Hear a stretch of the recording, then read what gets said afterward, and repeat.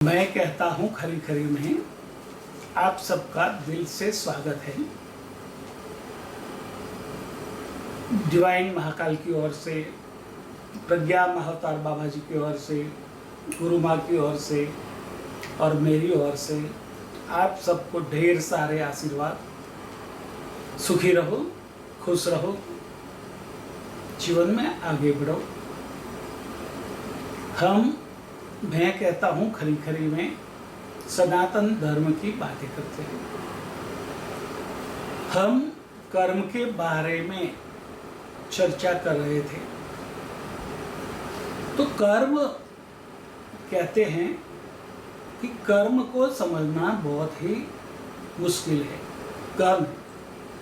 कर्मणा गहनागति। एक पागल आदमी है, फटे मैले कपड़े में घूम रहा है। आपको इच्छा हो गई कि चलो उसको आज नहलाते हैं और अच्छे कपड़े पहनाते हैं और खाना खिलाते हैं। आप उसके पास गए, उसको लेके आए, कपड़े उतारे, नहलाया। वो पानी भी आपके ऊपर डाल रहा है और नहाने के बाद आपने उसको अच्छे कपड़े पहनाए। कपड़े पहनाए तो उसने कपड़े को फाड़ दिया। जो आदत जो थी फटे कपड़े पहनने की, और आपके सामने घूर रहा है, आप देख रहे हो। आपने खाना लाया, घर से निकाला, उसको दिया, वो देख रहा था। आपने खिलाना शुरू किया, उसने 1-2 बाइट खाए और पूरा थाली उठा के आपके मुंह पर ठोक दिया। तो ये बात यदि आप समझने जाओ तो कितनी गहन है। आप वो व्यक्ति का अच्छा कर रहे थे, उसको नहलाया, कपड़े पहनाए, खाना खिलाया, मगर उसकी लायकात नहीं थी। उसने वो कपड़े बिना समझे फाड़ दिए। आपने अच्छा सा खाना घर से बना के आपको लाया, खिलाया, मगर वो उससे आदी नहीं था और उसका गुरूर उसके सामने आ गया और पूरी थाली उठा के आपके मुंह पर ठोक दी। आप तो उसका अच्छा करना चाहते थे, फिर भी आपको सहन करना पड़ा। उसको कैसे समझेंगे, ये समझना बहुत ही मुश्किल है। कर्म और कर्म के फल में उलझना नहीं है।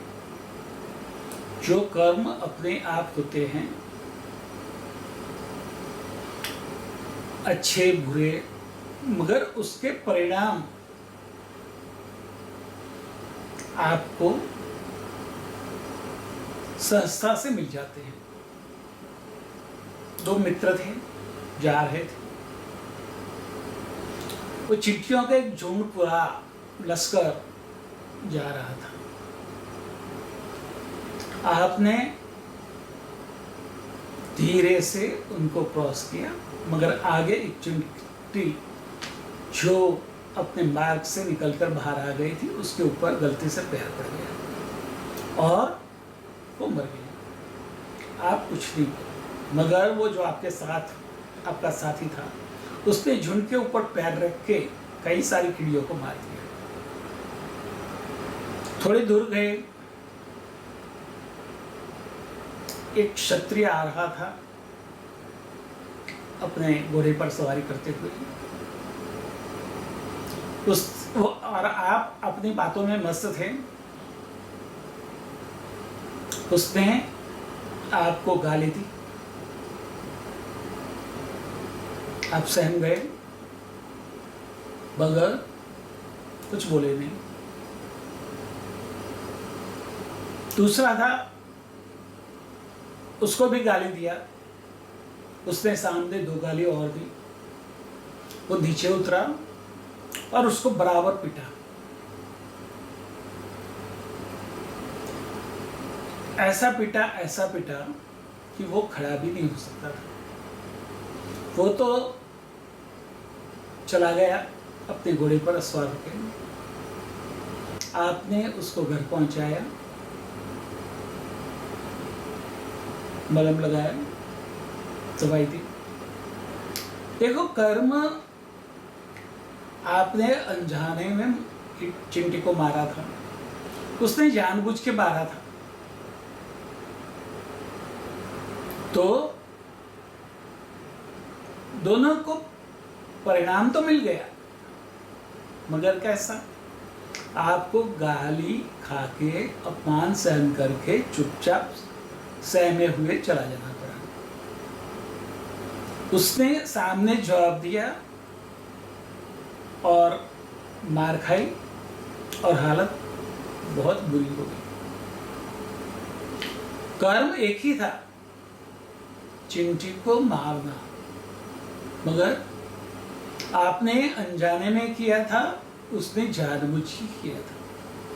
तो कोई कर्म अच्छा या बुरा आप अनजाने में करो तो भी उनका परिणाम आपको भुगतना पड़ता है, और जानबूझ के करो तो उसका परिणाम तीव्र होता है, ज़्यादा पावरफुल होता है और आपको भुगतना पड़ता है। कर्म में उलझना नहीं है। कर्म में उलझे तो गए, ऐसे उलझ जाओगे कि उससे बाहर ही नहीं निकल पाओगे।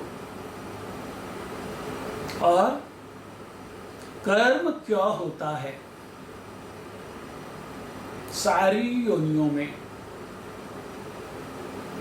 सिर्फ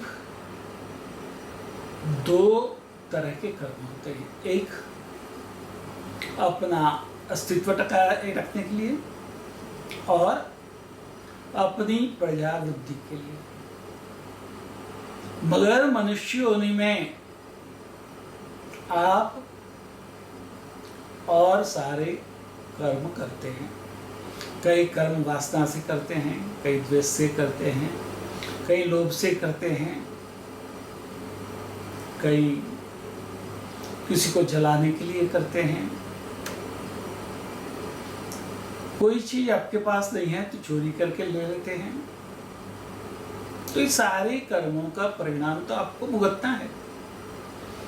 आप ऐसा करोगे कि किसी की कोई चीज चुरा लोगे और फिर दान करोगे तो आपका कर्म मिट नहीं जाएगा। दान का परिणाम आपको अलग से कर्म मिलेगा, और चोरी का परिणाम भी आपको अलग से भुगतना पड़ेगा। मनुष्य कर्म करने के लिए स्वतंत्र है, मगर उसका परिणाम भुगतने के लिए स्वतंत्र नहीं है। वो परिणाम नियति देती है, और कर्म भी नियति के हिसाब से होते हैं। एक मनुष्य योनि ही ऐसी है जिसमें मनुष्य खुद कर्म करके अपनी नियति बनाता है और अपने नियति को भुगतता है। आपकी नियति कैसे बनाना वो आपके हाथ में दिया है। बारिश हो रही है, हवा चल रही है, आपके पास छाता भी नहीं है, आप बाहर निकले हैं और धोधमार बारिश, भारी हवा, तो आपके पास क्या विकल्प है? या तो कहीं छत के नीचे जाके खड़े रह जाओ, या बारिश में भीगते हवा का सामना करते हुए अपने लक्ष्य तक पहुंचो, तब तक आप बीमार हो जाओगे। आपके पास दूसरा विकल्प भी है, बारिश जब तक न रुके तब तक कहीं सहारा ले लो, आश्रय ले लो। आश्रय ले लोगे, बारिश बंद हो जाएगी, हवा चलती बंद हो जाएगी, अब आराम से आगे बढ़ सकते हो। वो तूफान का समय आपको पास करना है, आपके पास विकल्प है। तो कई कार्यों में आपके पास विकल्प होते हैं, कई कार्य आपको विकल्प देते ही नहीं। तो किसमें विकल्प मिलता है और किसमें विकल्प नहीं मिलता, वो आपको पता नहीं है, मगर गुरु को पता है। और गुरु आपको उसी कर्मों के हिसाब से मार्गदर्शित करता है। आपके जो कर्म हैं वो जानता है, आप बताओ न बताओ उसको पता चल जाता है, क्योंकि गुरु ऑमनीप्रेजेंट है, सर्वव्यापी है, सर्वज्ञ है, सर्वशक्तिमान है। उसको सब पता चलता है।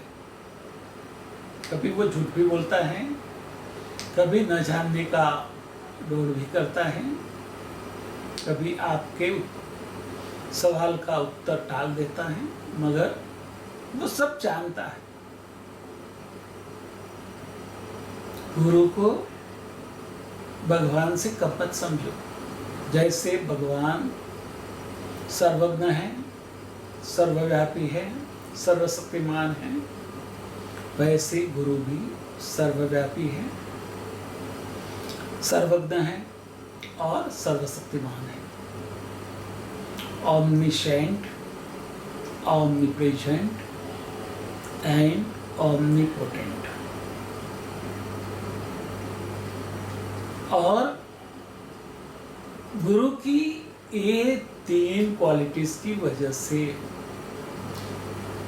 गुरु को हमारे सनातन धर्म में भगवान से भी ऊपर का दर्जा दिया गया है। भगवान हमको कर्म करवाते हैं, मगर वो कर्म के परिणाम से बचाते नहीं। मगर गुरु हमको पूरे कर्मों के प्रभाव से बचाते हैं। और इसीलिए कहा गया है कि गुरु गोविंद दोनों खड़े, किसको लागू पाए, बलिहारी गुरुदेव की गोविंद यो बताए। भगवान ने इस सृष्टि का सृजन किया और लॉ ऑफ नेचर और लॉ ऑफ कर्म के सहारे वो अपनी माया को मानते हैं, देखते हैं, खुश होते हैं। और आप ईगो में उलझकर ऐसे कर्म करते हैं कि बार बार वो कर्म का परिणाम भुगतने के लिए आपको वापस आना पड़ता है। कई कर्म जो है वो तुरंत फल देते हैं। मानो कि प्यास लगी तो पानी पिया और प्यास बुझ गई। भूख लगी, खाना खाया, भूख खत्म हो गई। थकावट आई है शरीर में, आराम कर लिया, थकावट चली गई। तो कई कर्म जो है वो तुरंत परिणाम देते हैं, कई कर्म कई समय के बाद परिणाम देते हैं। आपने मकान बनाने का सोचा है तो आपको मकान बनाने के लिए अपना बजट बनाना पड़ेगा। मकान बनाने के लिए ईंट, रेती, सीमेंट, लोहा, जो भी जरूरी है वो सारा इकट्ठा करना पड़ेगा। आप खुद तो बनाओगे नहीं, तो दूसरे इंसानों का मदद लेना पड़ेगा और कई समय के बाद वो मकान तैयार होगा। और कई जो कर्म ऐसे हैं वो इस जन्म में नहीं मगर अगले जन्म में परिणाम देते हैं। तो हम इस जन्म में कौन से जन्म के परिणाम भुगत रहे हैं, कर्मों का परिणाम भुगत रहे हैं, वो हमें मालूम नहीं है। कहते हैं कि हमारे मस्तिष्क में एक जगह है, वहाँ हमारे 7 जन्मों के परिणाम और कर्मफल का हिसाब, लेखा जोखा, रिकॉर्ड है। हर एक जन्म आगे बढ़ते एक लास्ट जन्म का निकल जाता है और एक जन्म का ऐड हो जाता है। यदि कोई सही गुरु है तो आपके 7 जन्मों के कर्म को वो देख सकता है, आपको क्या क्या भुगतना बाकी है वो देख सकता है और वो आपको उसका उपाय बता के उसके परिणाम से बचा सकता है।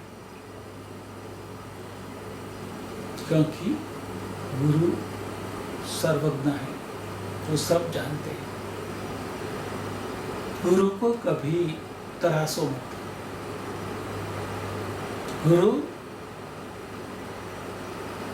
गुरु होने का दावा नहीं करता है, वो तो गुरु तत्व उसके अंदर से उभरता है, छलकता है, झलकता है और पता चलता है कि इसमें गुरु तत्व है।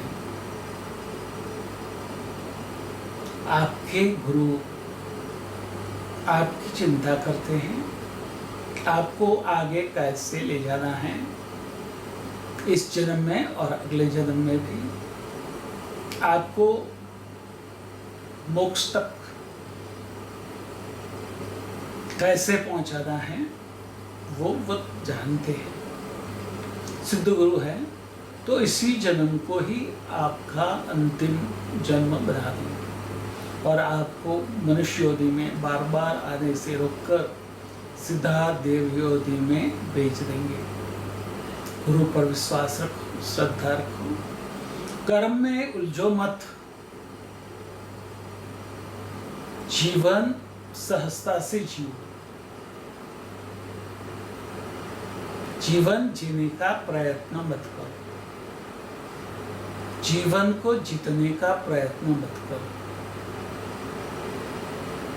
दूसरों से आगे निकलने की कोशिश मत करो, दूसरों को पीछे छोड़ने की कोशिश मत करो। बस चढ़ती हुआ बढ़ते जाओ, गुरु के मार्गदर्शन में आगे बढ़ते जाओ, दूसरों की चिंता छोड़ो और अपने आप को गुरु को समर्पित करके अपने कर्मों से ऊपर उठकर आपको आगे बढ़ना है। कर्म का सिद्धांत जितना भी हम सोचते जाएं, हम उलझते जाएंगे, तो उसमें उलझना नहीं है।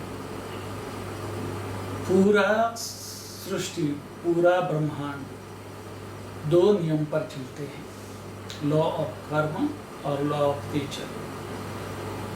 उसको समझना हमारे दिमाग से परे है, मगर गुरु के लिए वो चुटकी का काम है।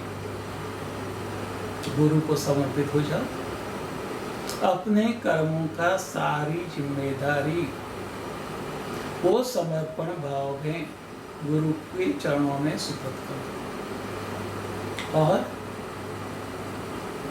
योगक्षेमं वहाम्यहम् का अनुभव करो। तथास्तु। स्वस्ति सिद्धं, स्वस्ति सिद्धं, स्वस्ति सिद्धं।